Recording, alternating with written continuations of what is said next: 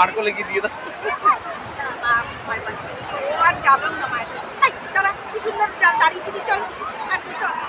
আচ্ছা ঠিক আছে, শোনো না, তুমি দাদাভাইকে বলো না একটু ভিডিও করে দিতে আমাকে। দাদা খাচ্ছিল কিছু দুষ্টু করছিস বাবা। চলো।